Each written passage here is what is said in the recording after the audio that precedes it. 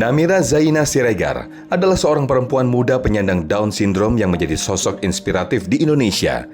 Kisah ini mengangkat perjalanan hidup Namira dalam menghadapi keterbatasan fisik dan stigma sosial sejak masa kanak-kanak hingga saat ini. Namira menjalani terapi intensif sejak kecil dan mulai menunjukkan perkembangan signifikan dalam kemampuan komunikasi dan kepribadian. Perjalanan Namira bukan hanya di tanah air, tapi Singapura dan Australia pernah menjadi panggung Namira dalam berbagai kegiatan seni tari, pentas adibusana, serta kegiatan sosial disabilitas. Keberhasilan Namira tidak lepas dari dukungan penuh keluarga, terutama sang ibu yang terus mendorong pengembangan potensi Namira. Melalui ketekunan, terapi berkelanjutan, dan pembinaan bakat di bidang seni, Namira kini aktif sebagai penari, model, dan fasilitator kegiatan disabilitas. Cerita Namira menjadi penting untuk disampaikan sebagai upaya mematahkan stigma terhadap penyandang Down syndrome serta menunjukkan bahwa keterbatasan bukanlah hambatan, bahkan menjadi kekuatan untuk berprestasi.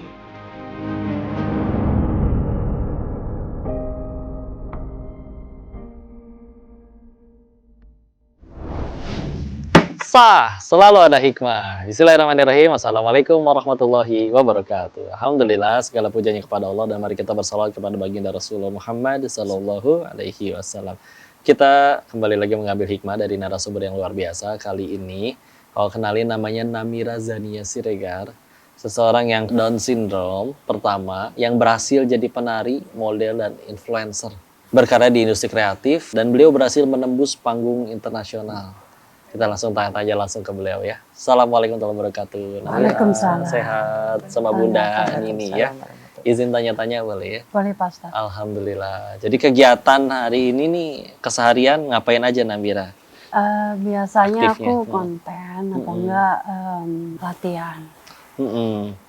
Dulu sampai suka nari dikenalin Bunda atau memang hobi dari kecil udah suka bidang itu? Dari SMP Pak Ustaz. Dari SMP udah suka Iya. nari. Tante saya ngajakin saya untuk nonton kakak sepupu. Kemungkinan kakak sepupu itu juga nari juga. Ada yang mau nggak kayak kakak Karin? Mau mah gitu. Ya udahlah aku masuk gitu tuh untuk mencoba untuk masuk Kak. Pak Ustaz. Konten-kontennya yang dibikin nih tentang apa aja nih biasanya? Beauty vlogger. Beauty vlogger ya? Iya. Berarti ngerti apa ini skincare. Kadang-kadang suka ada yang ngaji juga Pak Ustaz. Wah, juga ngaji ya, alhamdulillah. Dan udah bikin medsosnya, aktifnya di mana? Di Instagram dan Instagram TikTok? sama TikTok. Udah dari kapan itu? Udah Dari bikin? tahun 2021.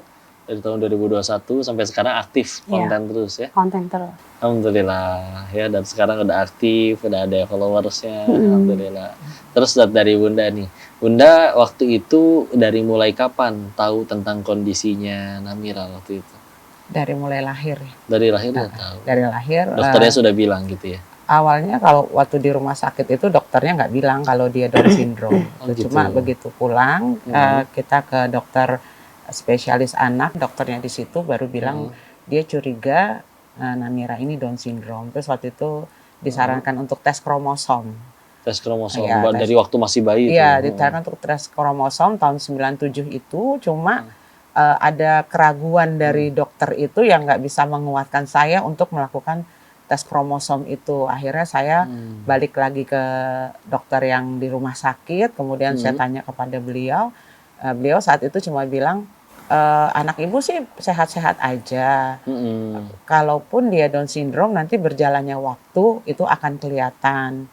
Jadi untuk apa ibu cek kromosom kalau hanya untuk memastikan anak ini Down syndrome. Yang penting ibu sekarang menyiapkan mental, kemudian bagaimana ibu dan keluarga menerima dia bahwa ini adalah amanah dari Allah yang harus dijaga. Nanti kita bantu untuk memaksimalkan pertumbuhan otaknya dengan vitamin dan segala macamnya. Kita sama-sama untuk membuat dia menjadi lebih baik lagi. Masya Allah. Jadi akhirnya saya putuskan untuk tidak tes kromosom waktu itu. Dan ini ngobrol juga interaktif ya, kalau pernah komunikasi juga mungkin dengan yang katanya didiagnosa Down syndrome juga. Ini mah amat sangat ceria, percaya diri gitu ya. Ini gimana Bunda ngarahinnya waktu itu?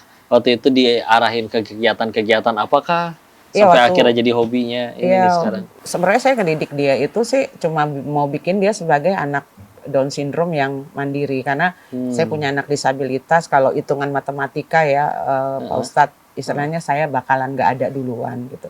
Jadi saya harus mempersiapkan dia menjadi seorang anak Down syndrome yang mandiri, apalagi kan sampai sekarang pun stigma tentang Down syndrome itu seorang yang udah nggak mampu berbuat apa-apa. Kemudian saya persiapkan itu supaya ketika saya nggak ada kakak-kakaknya, tapi kakak-kakaknya punya kehidupan sendiri, jangan dia tidak boleh ngerepotin kakak-kakaknya, walaupun kakaknya akan menjaga dia gitu. Kemudian saya didik seperti saya mendidik kakak-kakaknya, jadi saya tidak memperlakukan dia istimewa, bahwa semua saya ajarkan untuk kemandirian gitu. Kemudian yang melihat bakatnya dia, potensinya dia justru gurunya dia di sekolah. Oh gitu. Ya, jadi dia suka nari-nari di sekolah. Iseng-iseng, Pak Ustadz. Iseng-iseng. Masya Allah. Iseng-iseng, kabut.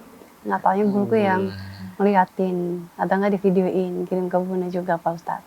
Alhamdulillah. Ya, pernah siapin Dan seperti apa. udah ada prestasi pencapaian apa aja nih sejauh ini nih? Aku dapat penghargaan dari Kartini Awards Oh, sama ya. Hairwall. Ya, Kartini Awards ya? Iya. Kartini Awards. Sama apa tadi satu lagi? Dia di akhir tahun 2024 dia dapat penghargaan sebagai Woman of the Year 2024 Masya Allah. dari Her World Indonesia. Kemudian waktu itu juga dari Kartini Awards sebagai Disability into Strength bareng sama Mbak Angki Yudhistira.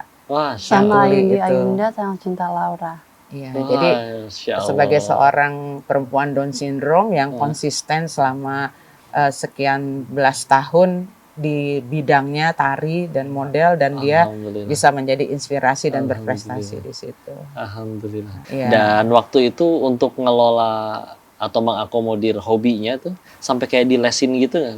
Iya. Dibawa ke sanggar Iya, tari waktu untuk itu saya tahun 2013 coba cari sanggar tari yang memang menerima anak berkebutuhan khusus, tapi saya kepengen dia di situ tidak hanya belajar, tapi juga dia bisa mengembangkan bakat dan potensi yang ada di dirinya dia. dapat akhirnya ketemu. Alhamdulillah ada sanggarnya. ketemu. Sampai sekarang masih sampai latihan di sekarang situ masih terus? udah 13 tahun Ih, dia di Masya situ. Allah.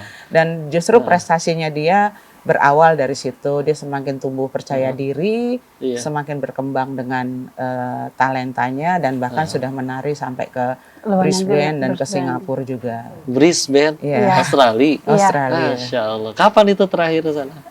Tahun 2023 23 Ikut apa lomba gitu ya atau diundang untuk tampil di sana? diundang. diundang. Jadi acara World Down Syndrome Conference di Brisbane, Allah. dan Bahkan- berkolaborasi dengan penari Penari Down dari- Syndrome dari Dari Singapura sama Oh, dari negara-negara Australia juga. lain juga ya. Alhamdulillah. Gimana perasaannya? Seneng? bangga banget sih Pak Ustadz. Dan aku bilang terima kasih sama Tuhan. Aku juga tahu aku anak sindrom.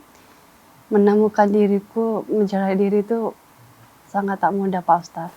Alhamdulillah. Dan yang paling penting perasaan Bunda juga bangga bahwa ini putrinya yang kata orang mungkin begini dan begitu, Masya tapi akhirnya bisa ada pencapaian. Perasaan bisa buat banggain orang tua itu juga ya. Masya Allah. Dan itu dia pemirsa adalah hikmah yang luar biasa di segmen baru yang pertama nih. Abis ini kalau masih bakal banyak nanya-nanya lagi, untuk itu jangan kemana-mana, tetap di Sah Selalu Ada Hikmah. ketika saya berpikir saya punya anak, dikasih anak berkebutuhan khusus, saya akan banyak ngajarin dia, ternyata saya banyak dikasih pelajaran, yaitu belajar sabar dan ikhlas yang lillahi ta'ala.